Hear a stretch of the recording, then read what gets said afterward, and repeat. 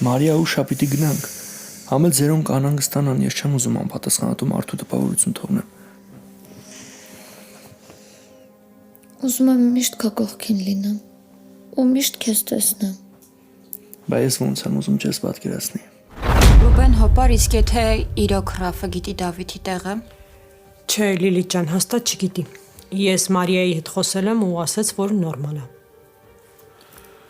Չէ, եթե իմանար, չէր գա մոտս ասել, որ գնում եմ սպանելու։ Մի անգամից կգներ մոտները, այդ առումով հանգիստ եմ։ Բայց այ մնացած առումներով Քեզնով ինչ-որ տղա է հետաքրքրված Դավիթ, ու եկել ինձ էր սպառնում։ Դե չեմ ասում, որ վախեցա, ինչ-որ պետք է ասել եմ, բայց կարծում եմ պիտի տեղյակ լինես։ Ու չգիտեմ ով է, ինչ ա ուզում քեզնից։ Բարև ձեզ։ Դավիթ ջան, բարև։ Մարիայի հետ եք։ Չէ, մենակ եմ, բայց լավ է որ դեռ էստեղ եք։ Արդեն գնում էի, հոբան չի եղել։ Մի բան պիտի հարցնեմ, բայց դրա մասին ոչ մեկը չպիտի իմանամ, հատկապես Մարիան։